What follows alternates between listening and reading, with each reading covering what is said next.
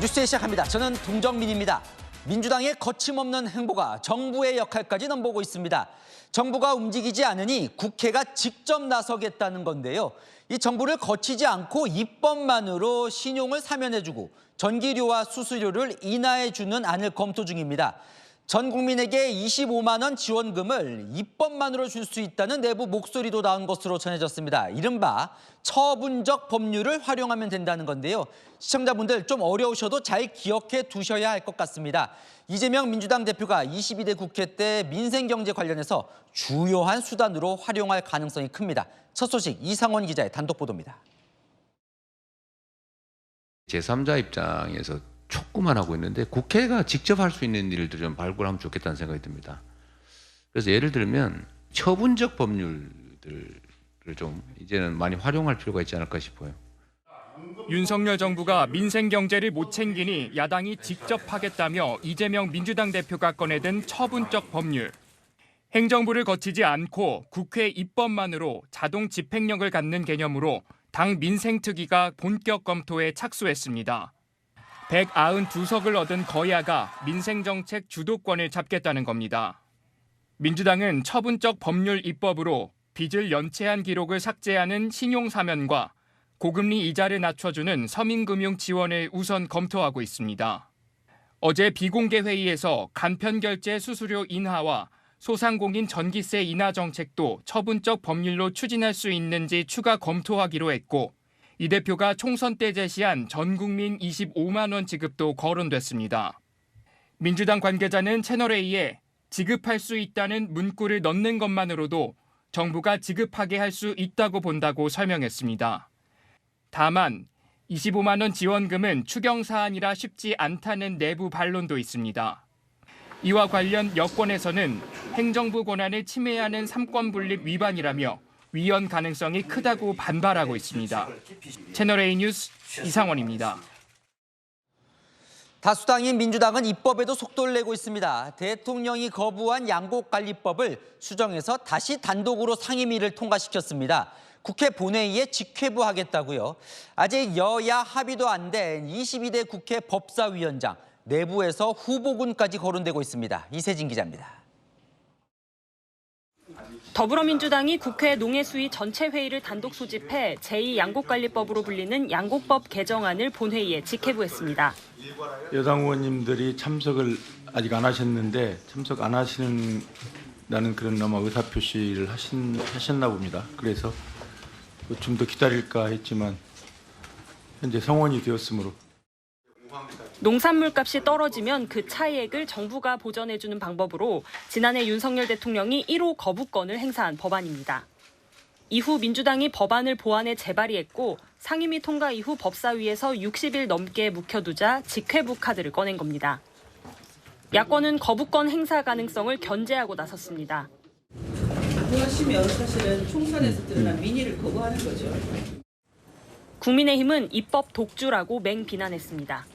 이번 총선 결과가 나타내는 것이 민주당이 일방적으로 날치기를 하라는 국민들의 뜻은 아니라고 생각을 합니다. 민주당은 국회의장, 법제사법위원장, 운영위원장을 모두 차지하겠다며 후보군까지 거론되고 있습니다.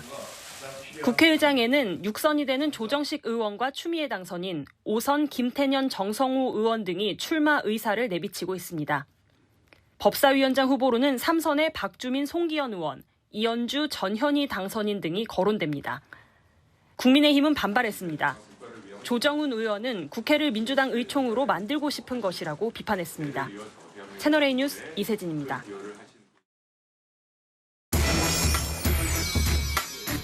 네, 처분적 법률 아는 기자 정치부 김유빈 기자 나와 있습니다. 자, 기사를 봤더니 정부가 아니라 국회가 전기료도 깎아주고 수수료도 인하해주고 신용사면도 해줄 수 있다. 그게 가능합니까? 네, 사실 지금까지는 모두 정부가 해왔던 거죠. 그걸 국회가 할 수 있는지 보겠다는 겁니다. 국회에서 큰 틀의 법안을 통과되면 구체적인 건 정부가 시행령으로 만들어서 국민에게 집행하는 게 수순입니다. 그런데 이재명 대표가 들고 나온 이 처분적 법률이라는 개념은요. 국회에서 자세하게 법을 만들어서 통과하면 행정부를 거치지 않고 자동으로 집행되는, 즉 곧바로 국민들에게 혜택이 돌아가는 개념입니다. 쉽게 말해 정부를 패싱한다는 거죠. 그러니까 그게 가능한 거예요? 네, 이게 처분적 법률 새로 등장한 개념은 아니고요. 행정법에 나오는 내용입니다. 다만 통상 처분적 법률은 특수한 목적과 대상을 전제로 하고 있는데요. 최순실 부정재산 환수법, 전두환 은닉재산 추징법 등 대상과 처분이 명확합니다. 세월호 특별법, 각종 특검 법안 등이 모두 처분적 법률에 해당되고요. 국회가 정하면 그대로 하는 겁니다. 그런데 이재명 대표는 이를 민생경제 정책에 확대해서 적용하겠다는 겁니다. 먼저 신용사면을 콕 집었죠. 신용사면은 경기 불황 때 정부가 신용불량자들의 연체 기록을 지워주는 건데 이걸 법을 만들어서 국회가 하겠다는 겁니다.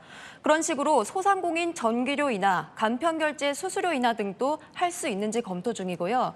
당 지도부가 처분적 법률로 할 수 있는 게 더 있을지 상임위별로 조사해보라고 했다니 다른 분야로도 확대될 수 있어 보입니다. 그러니까 기존의 행정부가 갖고 있던 집행 권한을 국회가 행사한다는 건데 여권에서는 뭐라 그래요, 여기에 대해서? 네, 여권에서는 일단 생소한 개념이라면서 당황하는 분위기가 감지됩니다. 국민의힘 관계자는 삼권 분립 위반이라고 오만하다고 반발하고 있고요. 여권 관계자도 위헌 논란이 불가피해 보인다고 밝혔는데요. 법조인들도 전례가 없어서 사례별로 봐야 한다며 조심스러워하더라고요. 당장 민주당에선 이재명 대표가 바라는 전 국민 25만 원 민생회복지원금도 국회법만으로 가능하다는 의견이 있는데요. 그럼 재원은 어디서 마련하냐? 법이 정해지면 정부가 그건 알아서 마련해야 한다는 겁니다. 하지만 한 법조인에 따르면 그건 정부의 예산 편성권을 침해할 소지가 크다고 하더라고요. 자, 그야말로 이건 뭐 발상의 전환인데요. 이건 이재명 대표의 생각입니까? 네, 그렇습니다. 법률가인 이재명 대표가 직접 꽤 오래전부터 구상해왔던 것으로 전해집니다. 이재명 대표는 22대 국회에서 이를 적극적으로 활용할 생각이 커 보이는데요. 21대 국회에서 민주당이 180석을 갖고도 한 게 뭐냐는 국민적 비판을 22대 국회에선 막아야 한다는 취지라고 합니다. 위헌 논란 부담이나 여권의 강력한 반발보다도 성과를 내는 게 더 크다는 거죠. 그러니까 뭐 법사위원장도 운영위원장도 다 갖겠다. 이것도 지금 비슷한 취지인가 보군요. 네, 맞습니다. 기본적으로 21대 국회가 반복돼서는 안 된다. 22대 국회에서는 협치보다 성과를 내야 한다는 게 지도부의 생각이 일치합니다. 180석을 얻고도 대선과 지방선거에서 패배한 상황을 되풀이하지 않겠다는 그런 위기감이 팽배하거든요. 당내에선 법사위 운영위는 물론이고 모든 상임위를 다 가져가야 한다. 이런 목소리가 나오는 것도 우리가 할 수 있는 건 다 해보자는 강경한 분위기로 전해지고요. 처분적 법률로 행정도 하고 당은 이재명 대표가 연임해서 책임지고 해보자는 분위기도 있습니다. 하지만 처분적 법률로 민주당이 법안을 처리하더라고 해도 대통령 거부권은 살아있기 때문에 역시 제동이 걸릴 가능성이 큽니다. 네, 잘 들었습니다. 아는 기자 김유빈 기자였습니다. 자, 윤석열 대통령 홍준표 대구시장에게 국무총리직을 제안했지만 홍 시장이 고사한 것으로 전해졌습니다. 대신 김한길 전 의원을 총리 자리에 추천했다는데요. 정치권을 떠들썩하게 한 박영선 총리 카드는 가능성이 희박해진 분위기입니다. 송찬우 기자입니다. 윤석열 대통령이 홍준표 대구시장과 지난 16일 만찬을 함께하면서 국무총리직을 제안한 걸로 파악됐습니다. 윤 대통령 제안에 홍 시장은 일단 고사의 뜻을 전한 걸로 알려졌습니다. 대신 김한길 국민통합위원장을 총리로 장제원 국민의힘 의원을 비서실장으로 추천한 걸로 전해졌습니다. 여권 관계자는 현 시점에 어떤 사람이 필요한지를 말한 걸로 안다면서도 홍 시장이 나라를 위해 봉사하겠다는 생각은 확고하다고 여지를 남겼습니다. 윤 대통령과 홍 시장은 국민의힘 대선 후보 경선 때 경쟁했지만 최근엔 가까운 모습을 보여왔습니다. 대통령님께서 다 해주신다고 하니까 추가로 드릴 말씀이 없습니다. 저와 우리 홍준표 시장님 또 우리 강은희 교육감님이 재직하는 중에 대구를 한번 바꿔보겠습니다. 대통령실은 후임 총리 인선 물색을 이어가고 있습니다. 총리 후보로 거론된 민주당 박영선 전 의원은 오늘 SNS에 지금 대한민국의 미래를 생각한다면 너무도 중요한 시기여서 협치가 기묘하다고 적었습니다. 여지를 남겨둔 듯한 글이지만 대통령실이 검토한 바 없다고 공식적으로 밝힌 만큼 낙점 가능성은 적다고 한 관계자가 전했습니다. 총리 후보군으론 김한길 위원장과 이주영 전 국회 부의장 등 비서실장 후보군으론 정진석 장제원 의원과 원희룡 전 장관, 이정현 전 의원 등이 거론되고 있습니다. 채널A 뉴스 송찬욱입니다.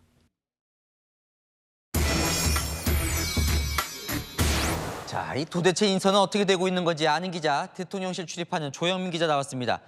뭐 국무총리 거의 매일 새로운 인물이 지금 거론되고 있는데요. 오늘은 홍준표 대구시장이 새롭게 거론이 됐습니다. 이 채널A 취재 결과 윤 대통령이 지난 16일 만찬에서 홍 시장에게 국무총리직을 제안한 것으로 파악이 됐습니다. 홍 시장이 이 자리를 고사하고 다른 인물을 추천한 것까지도요. 뭐 일단 고사했으니 가능성이 높다고 볼 수는 없지만 인물난이 지속될 경우 홍 시장 카드가 다시 살아날 수도 있습니다. 이날 상황을 잘 아는 여권 관계자는 채널A에 정중한 거절이었다면서도 다른 인사 후보군들도 있는 만큼 우선 고려를 해보시라는 것이라며 이 여지를 남기기도 했습니다. 어제는 또 민주당 출신 박영선 전 장관 이야기가 급부상했었는데 오늘 박 전 장관 협치가 기묘하다. 일본에서 글도 올렸어요. 맞습니다. 민주당의 동의가 필수인 총리 인사를 고려한 인사다. 내부에서 괜찮다는 의견도 물론 있습니다. 또 윤 대통령이 잘 아는 인물이기도 하고요. 대통령 역시 이 인사에 대해 의지가 없는 것도 아닙니다. 다만 어제 보도 직후부터 터져나온 이 지지층 또 여권 내의 반발 이걸 넘어야 하는 게 부담입니다. 여권 관계자는 민주당 출신이란 이유만으로 민주당이 총리 인준에 협조해 줄 거라 믿는 것도 순진한 생각일 수 있다고 하더라고요. 저희가 오늘 상황을 체크해 봤을 때 박 전 장관의 총리 지명 가능성 사실상 어려운 분위기로 좀 정리가 되는 것 같습니다. 참 정말 난항인 것 같은데 다른 후보군들도 있어요? 맞습니다. 홍준표 시장이 추천한 김한길 국민통합위원장 여전히 살아있는 카드입니다. 야당 출신 인사란 점이 이점일 수 있지만 이미 윤석열 정부에서 국민통합위원장으로 활동한 김 위원장을 야당 인사로 보겠느냐 이런 반응도 있습니다. 세월호 참사 당시 해수부 장관을 맡아 이 사고 수습 과정에서 역할을 한 이주영 전 국회 부의장도 함께 거론되고 있습니다. 대통령 비서실장 자리도 지금 잘 갈피가 안 잡혀요. 뭐 역시 난항입니다. 장제원 의원과 또 원희룡 전 장관이 꾸준하게 거론이 되고 있습니다. 그런데 저희가 취재한 바에 따르면 윤 대통령이 장제원 의원에게 앞서 정무수석 자리를 제안한 것으로 파악이 되고 있습니다. 저희가 며칠 전 이 원희룡 전 장관에게도 대통령이 정무수석 자리를 제안했지만 원 전 장관이 고사했다 이런 보도를 좀 전해드렸는데 이 얼핏 보면 삼선 의원에게 차관급인 정무수석을 제안하는 게 좀 급이 안 맞아 보이기도 합니다. 좀 정리를 해보면 대통령은 시민사회수석실 기능을 합쳐서 정무수석 자리를 장관급으로 격상시키는 조직 개편안을 검토하고 있는 것으로 전해집니다. 일종의 왕수석이라고 해야 될까요? 정무 기능을 강화할 테니 와달라고 한 건데 일단 두 사람 모두 조심스레 고사한 것으로 파악이 됩니다. 두 사람 비서실장 카드도 여전히 거론되고 있는 상황이긴 합니다. 여기도 뭐 두 사람 외에 다른 후보군도 있겠죠? 맞습니다. 비서실장은 현역 의원이 맡을 수는 없습니다. 이번 총선에서 낙선했지만 중량감이 있는 정진석 의원, 또 박근혜 정부 때 청와대 수석을 지낸 이정현 전 새누리당 대표도 거론됩니다. 다만 오늘 시점을 기준으로 여전히 제3의 안을 찾는 분위기도 감지됩니다. 인선이 그야말로 난항인 거죠. 너무 이 인선 국면이 길어진다는 얘기도 나오던데 언제쯤 가능할 것 같아요? 이 내부적으로는요, 이 인선 국면을 좀 가급적 빠르게 정리를 해야 된다 이런 인식들이 중론입니다.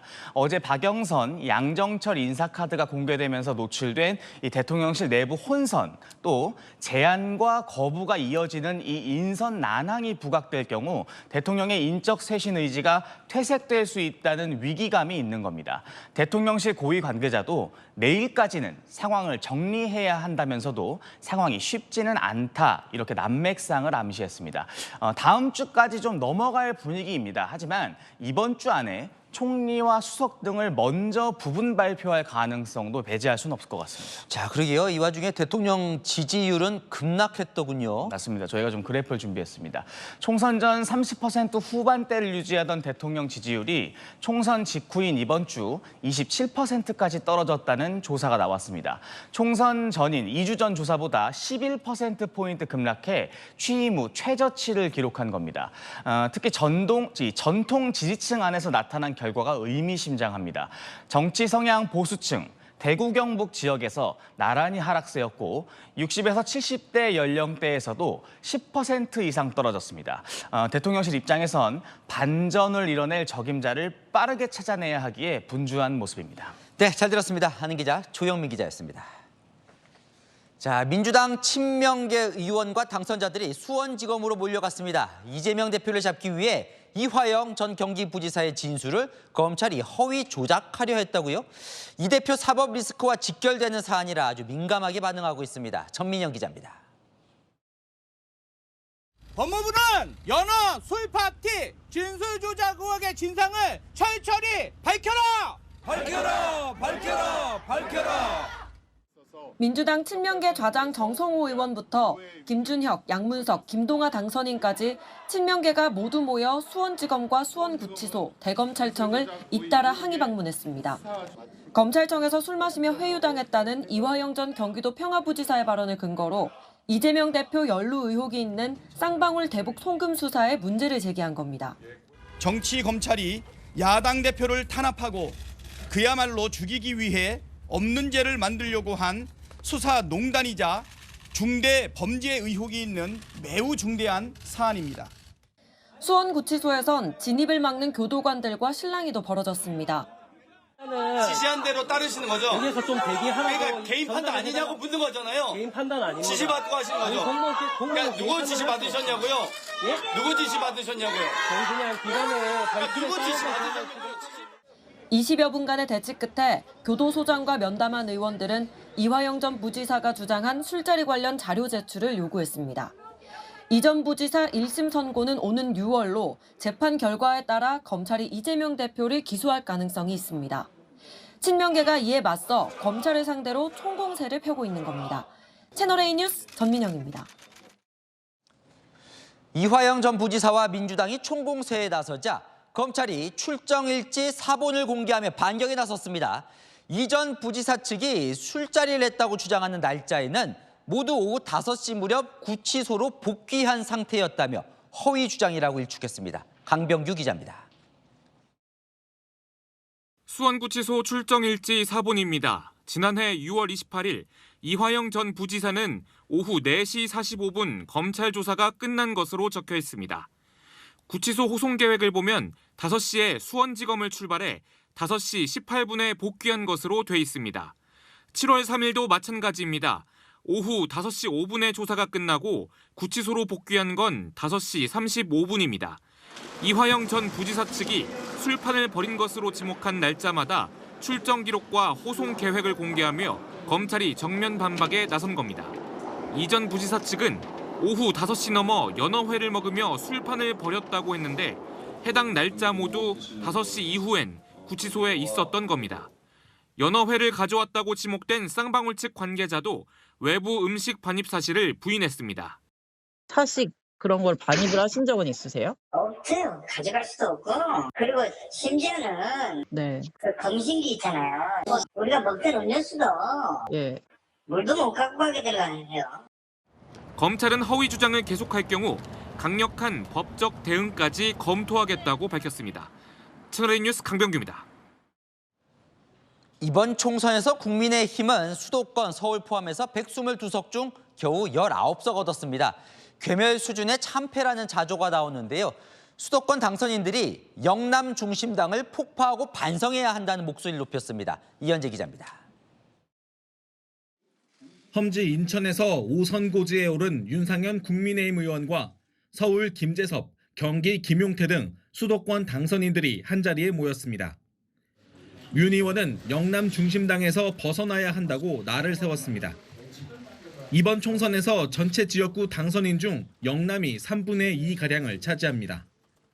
사실 영남 주시의원들하고 수도권 주시의원들하고 같은 현상을 보고 분석을 하는 데 있어서 현실 인식의 갭이 너무나 큽니다. 영남권 중심인 이 당에서는 그렇게 안 느껴진다. 그래서 진짜 필요한 거, 지금 필요한 게 뭐냐? 혁신인데 혁신. 국정 운영에 있어 설득이 부족했다며 혁신을 강조했습니다. 보수 재건의 길은 저희가 실용을 중시하고 그다음에 야당과 대화하고 권위주의를 버리는 데서 출발해야만 100% 당원 의사만으로 당 지도부를 뽑는 현행 전당대회 룰을 고쳐 민심을 더 반영해야 한다는 주장도 나왔습니다. 지금 당원 100% 룰은 다 반드시 바뀌어야 되고 저는 전향적으로 5대5까지도 늘려야 된다고 생각합니다. 윤 의원은 범야권 192석인데 이렇게 한가할 수 있냐며 절박함을 보였습니다. 지금이야말로 우리 당원분들이 우리 당 지도부, 국회의원, 우리 핵심에 있는 사람들을 폭파시켜야 될 때입니다. 호되게 질책하고 호되게 질문하고 호되게 몰아쳐야 될 시기다. 세 사람 모두 조기 전당대회 대신 총선 백서를 쓰며 반성부터 해야 한다고 입을 모았습니다. 채널A 뉴스 이현지입니다.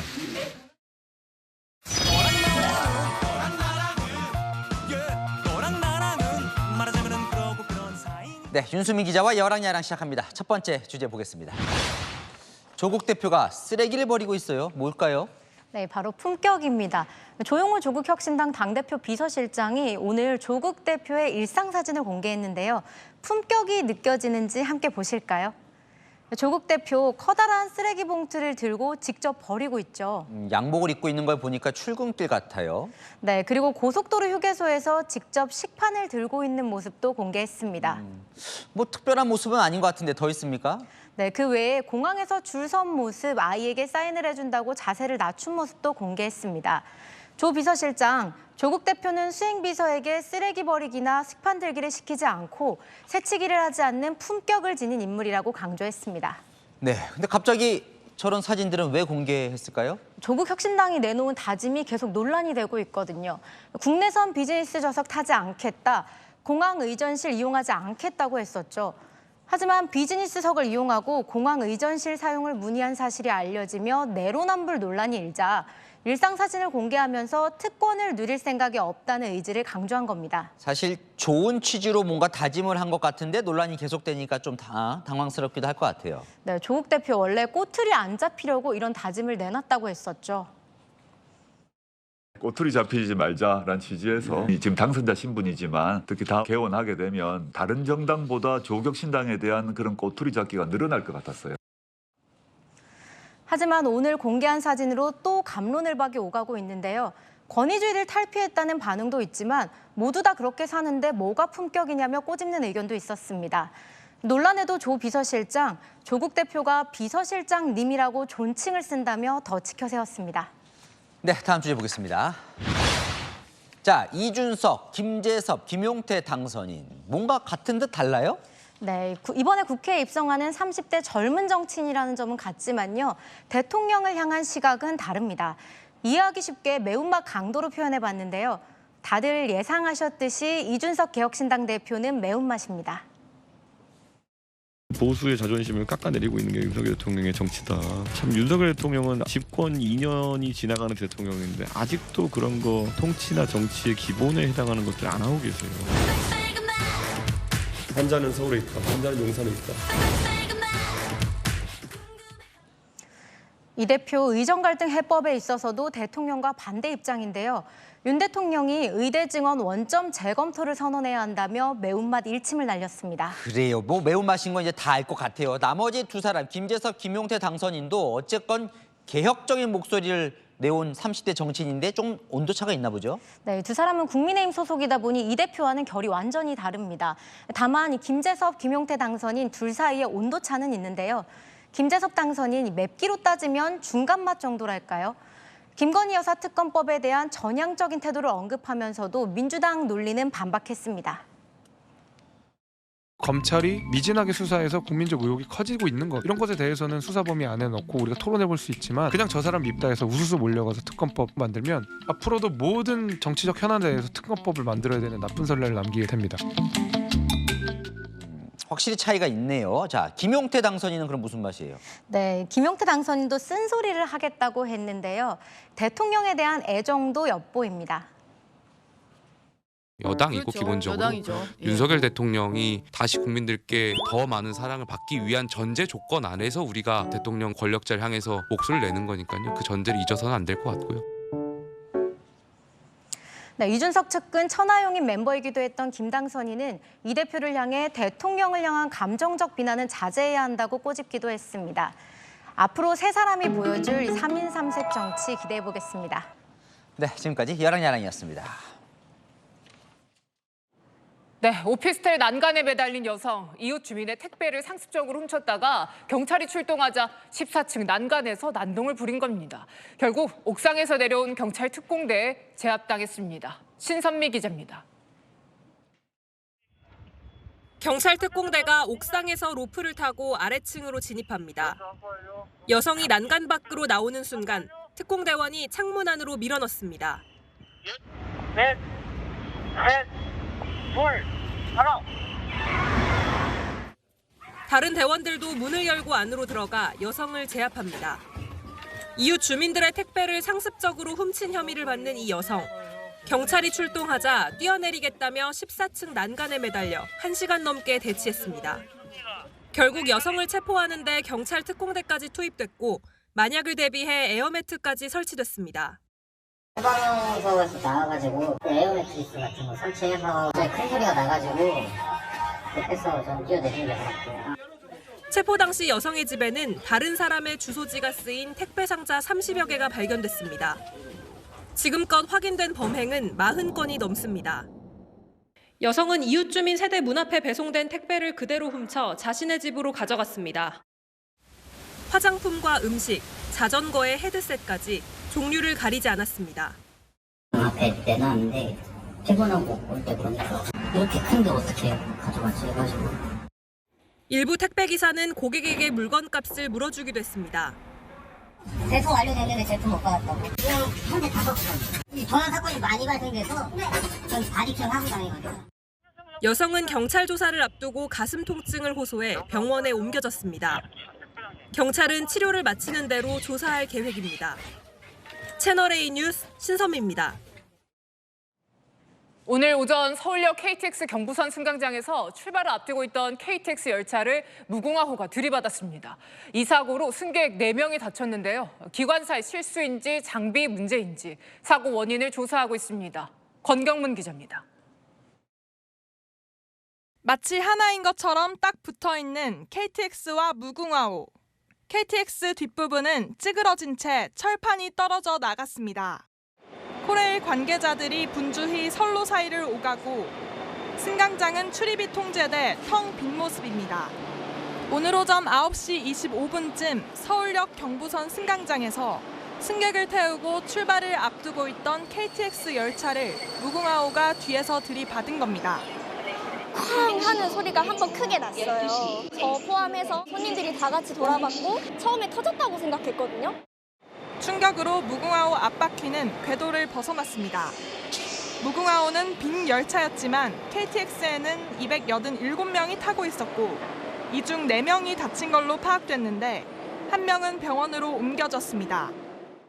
오늘 우리 역에서 발생한 사고 여파로 아직 타는 곳이 정해지지 않았습니다. 대합실에서 조금 더 기다려주시기 바랍니다. 이후 대체 열차 투입 때까지 30분 안팎으로 운행에 차질을 빚었습니다. 일 때문에 빨리 가야 하는데 이렇게 늦으니까 당황스러워요. 걱정이죠. 빨리 가야 하는데 지금.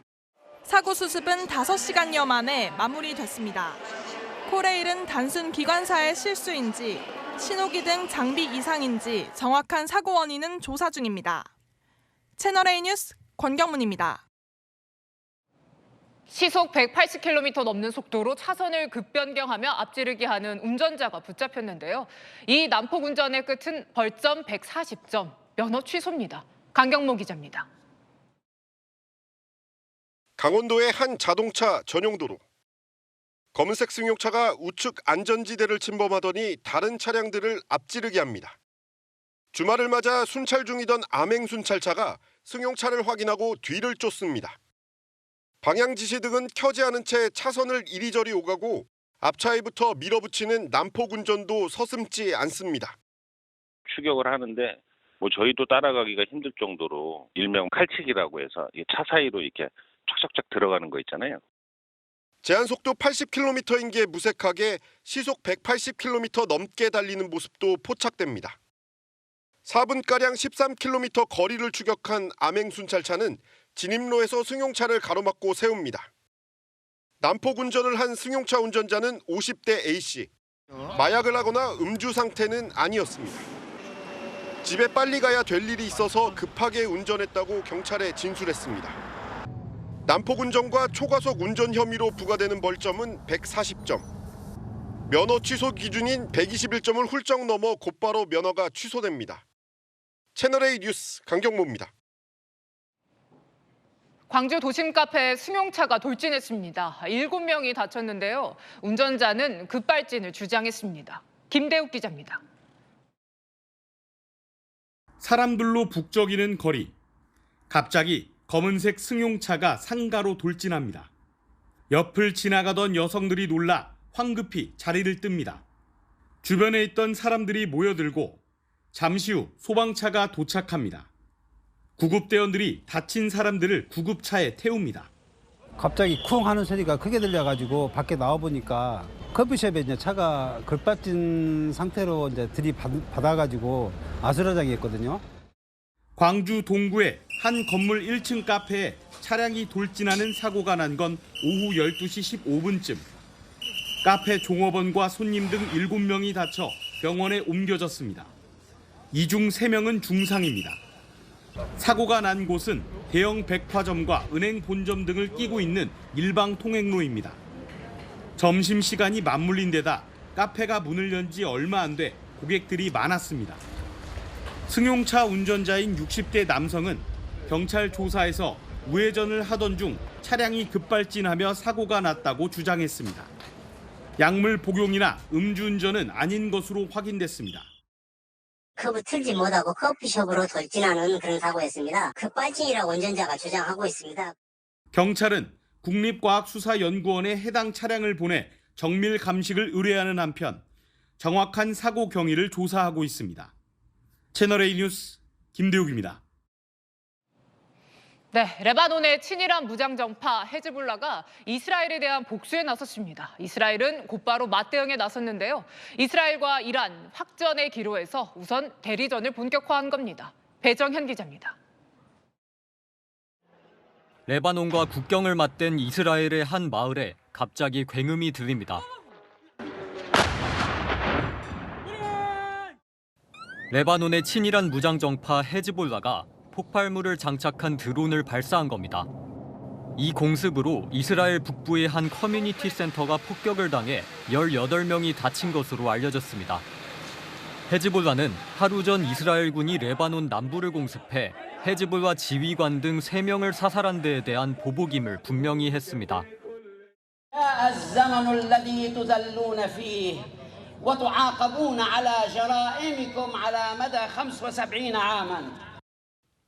곧바로 이스라엘도 레바논 남부의 헤즈볼라 기지를 폭격하며 대응했습니다. 이란에 대한 직접 보복 대신 헤즈볼라와 공격을 주고받으면서 대리전 양상을 보이고 있는 겁니다. 미국 악시오스는 이스라엘이 이란 공습 이틀 뒤인 15일에 보복을 감행하려다 서방의 만류에 보류했다며 13일에 이은 두 번째 연기라고 보도했습니다. אבל אני רוצה להבהיר שאת ההחלטות שלנו אנחנו נקבל בעצמנו. ומדינת ישראל תעשה כל מה שצריך כדי להגן על עצמה. 이스라엘이 국제사회의 만류에도 보복 의지를 굽히지 않으면서 재반격은 시간 문제란 관측이 나옵니다. 채널A 뉴스 배정현입니다. 우크라이나에선 러시아군의 대공세가 임박했다는 관측이 나옵니다. 어제는 우크라이나 북부 도시에 떨어진 러시아 미사일로 최소 18명이 숨졌습니다. 권갑구 기자입니다. 버스 정류장 건너편 건물에서 연기가 피어오르자 어리둥절해하는 시민들.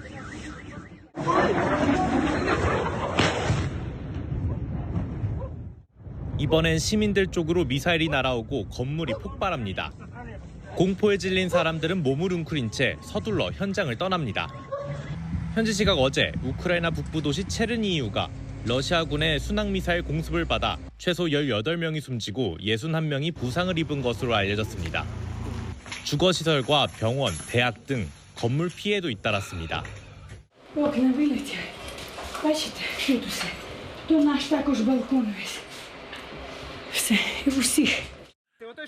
우크라이나도 무인기나 미사일을 동원해 러시아와 크림반도 일대를 반격한 것으로 알려졌습니다. 하지만 젤렌스키 우크라이나 대통령은 충분한 방공 장비를 지원받았다면 공격받지 않았을 것이라며 불만을 토로했습니다. І тут, безумовно, задіяна і протиповітряна оборона, і авіація, багато всього, чого, якщо чесно скажу, не вистачає Україні. 최근 러시아가 우크라이나에 대한 공격 수위를 다시 높이고 있는 가운데 외신들도 서방의 동정이 중동 이스라엘로 향해 우크라이나가 배제되고 있다고 우려했습니다. 채널A 뉴스 공학구입니다. 저출산 대책 일환으로 부모들이 영어가 가능한 필리핀 출신의 가사 도우미를 저렴한 시급으로 쓸 수 있도록 할 예정인데요. 일단 100명이 이르면 8월부터 서울에서 일합니다. 최저임금인 시급 9,860원으로 파트타임 고용도 가능합니다. 김민환 기자입니다. 정부가 필리핀 당국과 가사 도우미 송출에 대한 협의를 최근 마쳤습니다. 다음 주부터 필리핀 현지에선 서울 근무를 희망하는 가사 도우미를 공개 모집합니다. 필리핀 국립직업훈련원에서 발급한 육아 돌봄 관련 자격증이 있는 만 24세 이상이 신청 대상입니다. 범죄 경력 조회와 한국어, 영어 능력 시험, 체력 검사와 건강 검진을 통과해야 합니다. 석 달간 이런 절차를 걸쳐 오는 7월 중 한국에 입국하면 단기 취업 교육과 특화 교육을 거친 뒤 8월 중순부터 일을 시작합니다.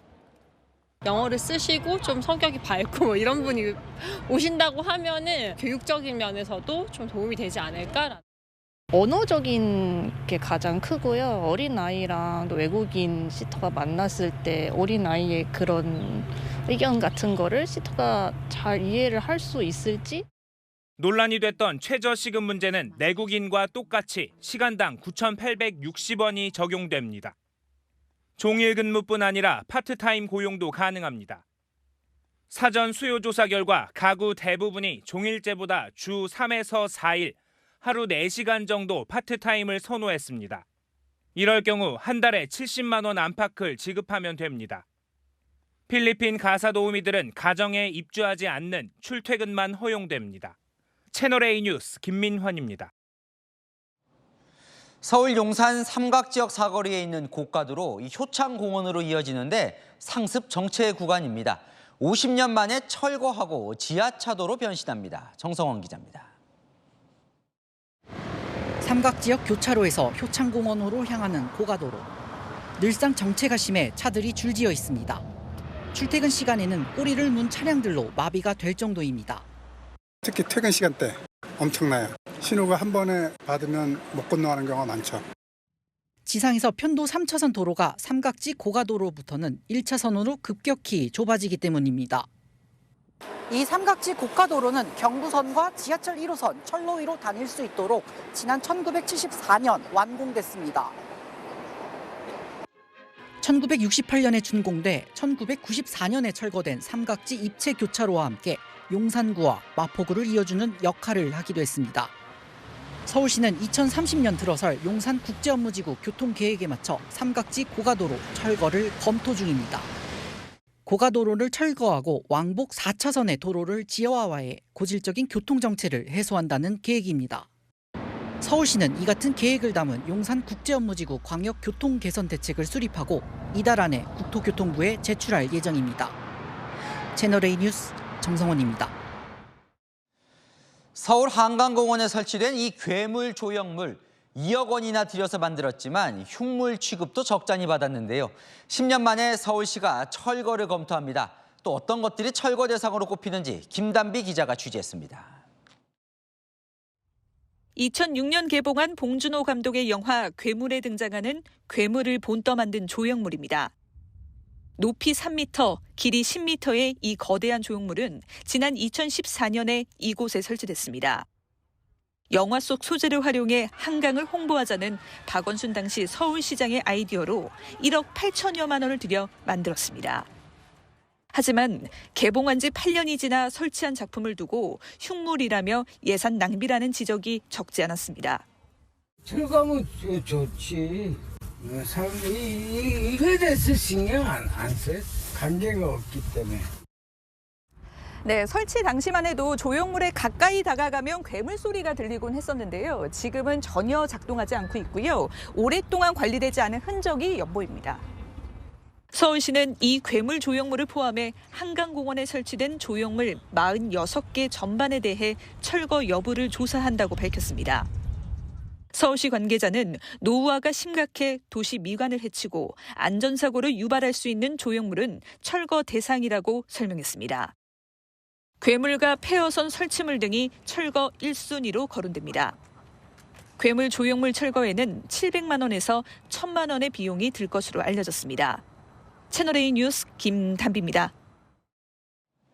오늘 국립대 총장들이 의대 증원에 관한 자율권을 달라고 정부에 건의했습니다. 늘어난 정원 중에 이 절반은 뽑되 더 얼마나 뽑을지는 대학 자율에 맡겨달라는 건데요. 새로운 돌파구가 될 수 있을까요? 서주희 기자입니다. 2025학년도부터 의대 정원이 200명으로 증원된 충북대 등 6개 국립대 총장들이 오늘 교육부에 건의문을 접수했습니다. 현재 상황을 고려해 올 수능에서 선발할 의대 정원을 증원된 정원의 50에서 100% 범위에서 자율적으로 정할 수 있도록 해달라는 내용입니다. 이 건의가 받아들여질 경우 내년엔 2,000명 증원 계획에도 실제로는 1,000명 안팎만 증원할 가능성도 있습니다. 교육부 관계자는 과거에 검토한 바는 없지만 보건복지부와 협의해 신속하게 입장을 내겠다고 밝혔습니다.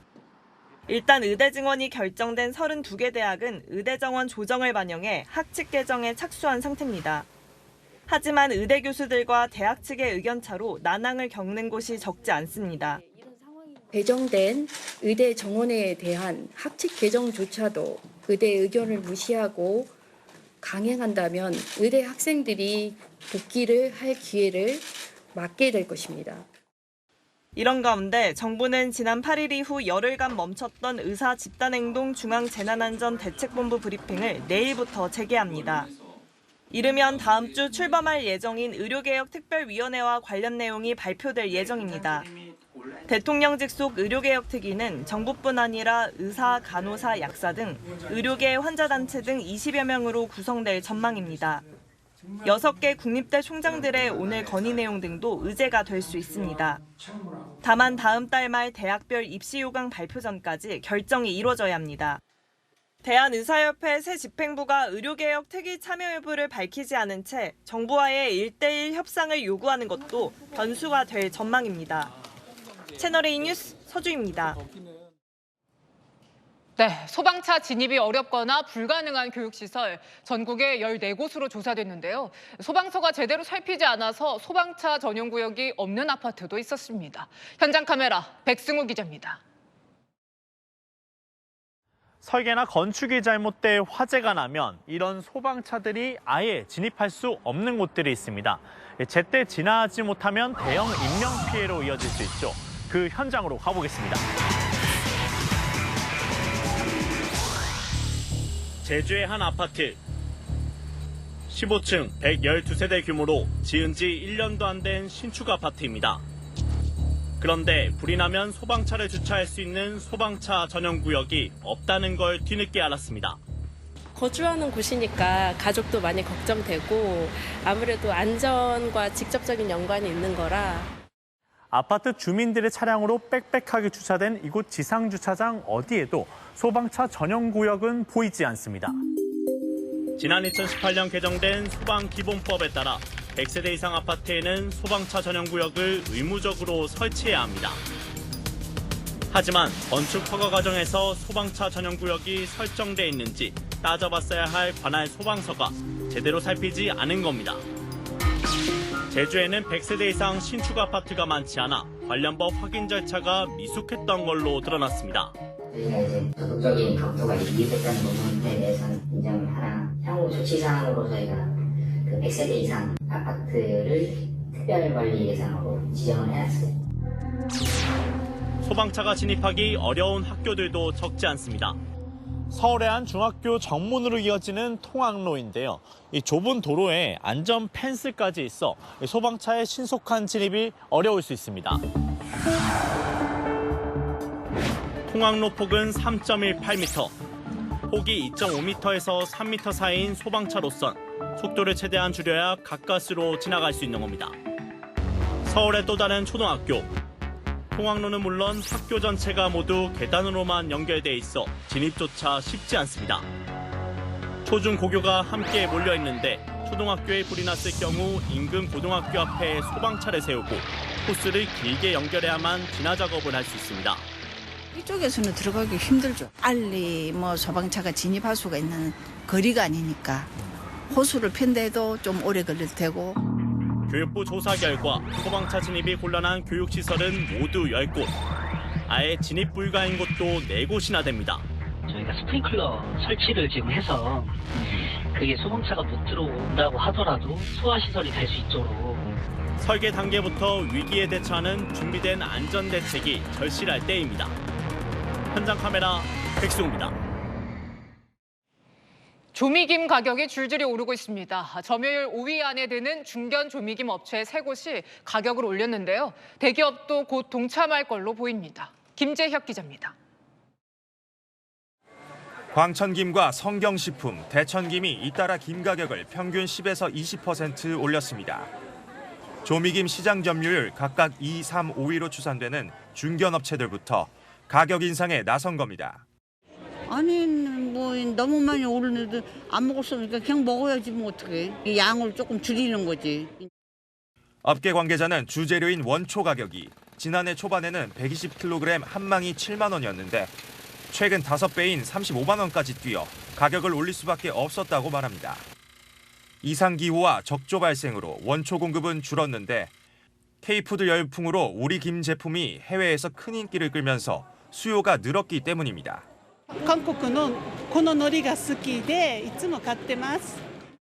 실제 지난해 김 수출액은 7억 9천만 달러, 우리 돈 1조 1천억 원으로 사상 최대를 기록했습니다.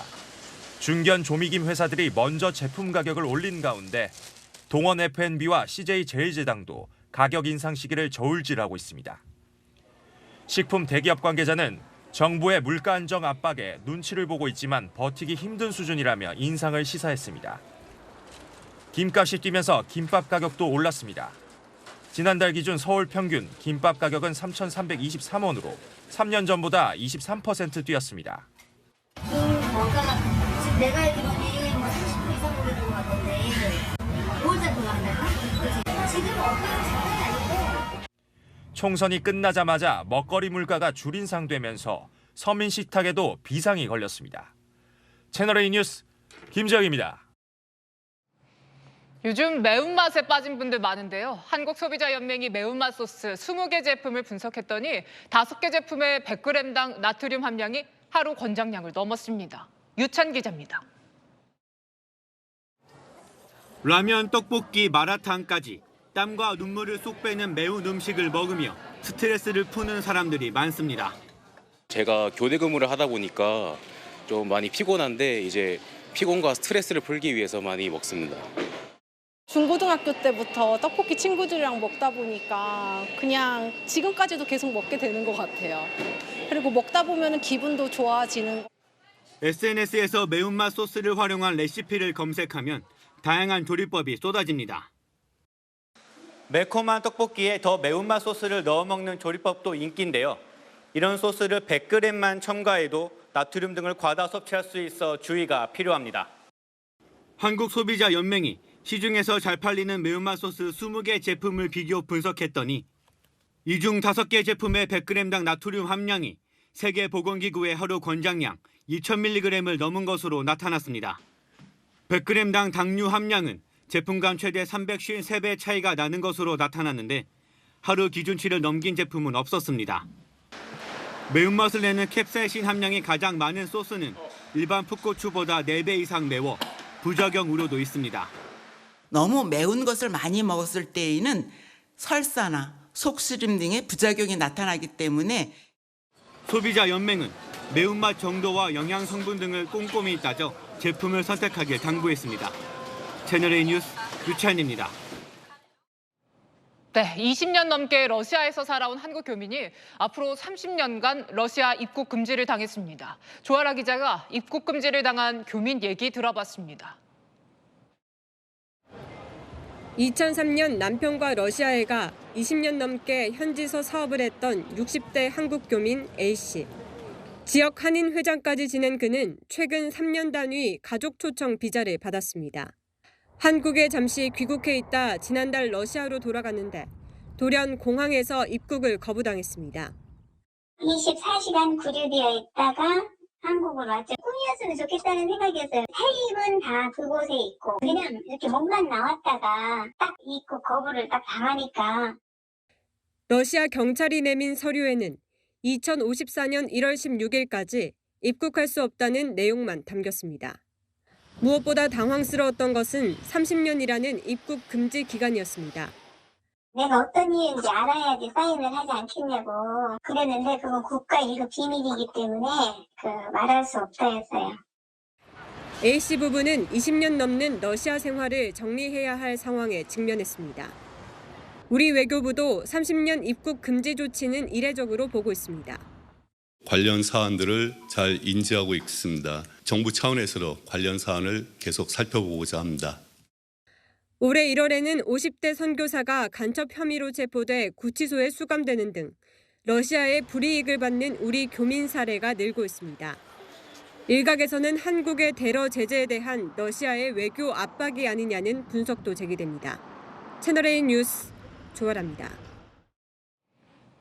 미국 뉴욕에 발레리나 353명이 모였습니다. 똑같은 발레 동작을 동시에 하는 세계 기록에 도전했는데요. 이솔 기자입니다. 3, 2, 1, go! 시작 구호가 울리자 하얀 발레복을 입은 무용수들이 일제히 팔을 동그랗게 말고 까치발로 섭니다. 차이코프스키의 음악에 맞춰 발끝이 바쁘게 움직입니다. 발끝으로 딛고서는 앙포행트 동작을 최대한 많은 발레리나들이 함께하는 도전에 나선 겁니다. 도전 시간은 1분, 45초가 흐르자 지친 기색이 역력합니다. 15 more seconds. Keep going. 사회자가 카운트다운을 외치자 환호성과 박수 소리가 터져 나옵니다. 결과는 성공, 기록 경신입니다. The record to repeat is 306. And your final result is 353. That means a new Guinness World Records title. Congratulations! 9살 아이부터 성인까지 세계 각지 발레리나들이 모여 기록갱신에 도전한 겁니다. It's not about the record, it's about giving for children something and giving for young dancers something meaningful. 함께 만든 1분간의 발짓은 기록보다 더 큰 울림을 만들어냈습니다. I thought that it was very cool how we can all get together from all over the world and accomplish a goal. So I wanted to be a part of it. 채널A 뉴스 이솔입니다. 브라질에서 죽은 사람을 휠체어에 태워서 은행 대출을 받으려던 여성이 체포됐습니다. 우리 돈 450만 원을 대출받으려고 시신을 향해 서명을 재촉하는 연기까지 했습니다. 김용성 기자입니다. 대출을 받기 위해 은행 창구 앞에 선 여성과 휠체어에 앉은 한 고령 남성. 여성이 남성의 목을 바로 세우더니 서명을 하라고 재촉합니다.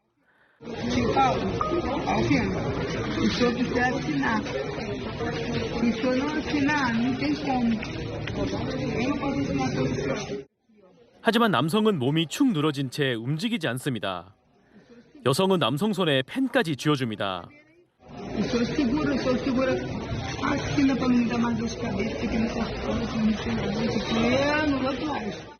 이 모습을 이상하게 여긴 은행 직원이 구급차를 부릅니다.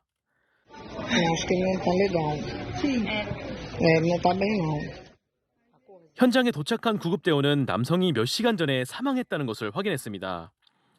알고 보니 여성은 휠체어에 시신을 끌고 와 이 남성의 명의로 대출금을 받으려고 했던 겁니다. CNN 등 외신에 따르면 여성이 받으려 했던 대출금은 약 17,000헤알, 우리 돈으로 450만 원 정도인 것으로 알려졌습니다. 여성의 변호인은 은행에 도착할 때는 살아있었다고 했지만 경찰은 남성이 도착 전 이미 사망한 것으로 보고 있습니다. 엽기 행각을 벌인 여성은 시체 훼손 및 사기 혐의 등으로 체포됐습니다. 경찰은 여성이 실제 남성의 조카인지에 대해서도 조사 중입니다. 채널A 뉴스 김용성입니다. 지난해 입대한 BTS 멤버 B는 대테러 부대원으로 복무 중인데요. 사격 훈련 모습이 공개됐습니다. 조현선 기자입니다. 검정색 전투복에 붙은 군사경찰 패치, 검정 마스크를 쓴 채 정면을 응시하는 강렬한 눈빛, 총을 들고 전투사격 훈련을 하는 모습이 아주 진지합니다. 군사경찰단 특수임무대, 일명 SDT에 복무 중인 BTS 멤버 B의 모습입니다. 어제 육군이 공개한 사진은 B가 이른바 흑복이라 불리는 검정색 대테러복을 입고 있습니다. 오랜만에 보는 모습에 팬들은 늠름하다, 드라마 주인공 같다며 반가워했습니다. SDT는 각군 군사경찰에 소속된 조직입니다. SAT에서는 대테러 초동 조치를 맡고 있습니다. 이제 테러가 딱 발생을 했을 때 처음에 그 상황을 경계를 하고 안전 확보를 하는 그런 초동 조치. B는 지난해 12월 육군 논산훈련소에 입소해 신병 교육을 받았습니다. 제가 이번에 입대를 하게 되었습니다. 열심히 잘 건강하게 다녀오겠습니다. 이때 군사경찰에 지원해 현재는 2군단 쌍용부대 SDT에서 복무 중입니다. SDT 대원들은 체력 단련은 물론 레펠 강화 등 강도 높은 훈련을 받습니다.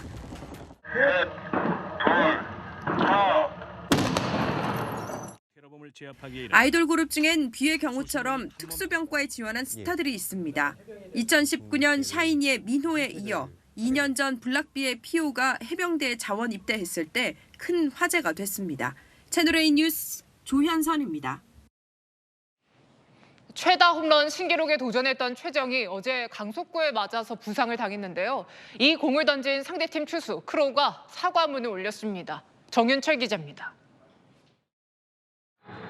첫 타석에서 기아 크로우의 속구에 왼쪽 갈비뼈를 맞은 SSG 최정. 극심한 통증을 호소하더니 결국 교체돼 경기장을 떠납니다. 통산 최다 홈런 신기록에 단 1개를 남긴 상황이었기에 아쉬움이 더 컸습니다. 오늘 정밀 진단을 받은 최정은 최악의 상황은 피했습니다. SSG 구단은 병원 2곳에서 단순 타박 진단을 받았다고 밝혔습니다. 다만 통증이 완화될 때까지는 출전이 어렵다고 덧붙였습니다. 공을 던진 크로우는 최정을 향해 곧바로 모자를 벗고 사과했습니다. 그럼에도 일부 팬들의 비난이 계속되자 SNS에 한글 사과문을 올렸습니다. 절대 고의가 아니었다면서 가족을 언급하며 욕설을 하지 말아달라고 부탁했습니다. 다른 기아 선수들도 쾌유를 기원했습니다. 정희 형이 좀 큰 부상을 당했는데 그 부분을 좀 언급하고 싶고요. 빨리 낫기를 좀 기다리겠습니다. 베이스에 가깝게 붙어 적극적으로 타격하는 최정은 유독 사구가 많은 선수입니다. KBO 통산 2184경기에서 사구 330번을 기록했는데 6.6경기당 한 번은 공을 몸에 맞은 셈입니다. 최정의 사구 기록은 한미일 야구를 통틀어 압도적 1위입니다. 반복되는 사구에도 오뚜기처럼 일어났던 최정. 이번에도 빠른 복귀를 통해 홈런쇼 재개를 노립니다. 채널A 뉴스 정희철입니다. 서울부터 제주까지 전국에 미세먼지가 가득합니다. 4흘째 황사의 영향이 이어지고 있는데요. 오늘 전국 대부분 지역에 미세먼지 경보나 주의보도 내려졌습니다. 황사는 내일까지 남아 있겠습니다. 다만 황사만 아니라면 하늘 자체는 맑겠고요. 최고 25도 이상의 초여름 날씨가 예상됩니다. 내일 전국의 미세먼지 농도 나쁨 수준이 유지됩니다. 부산과 울산, 제주는 오전에 매우 나쁨까지도 오르겠습니다. 내일 아침 강원 내륙과 호남 내륙으로는 먼지 섞인 안개도 짙겠습니다. 내일 기온은 서울 12도, 강릉 15도에서 시작됩니다. 한낮엔 서울과 대전 25도, 대구 28도로 활동하기에 다소 덥겠습니다. 이번 주말은 전국에 비 예보 있습니다. 이번 비는 남해안과 제주에 많은 양이 특히나 강하게 내릴 전망입니다. 날씨였습니다. 국민들은 어떤 국무총리를 원할까요?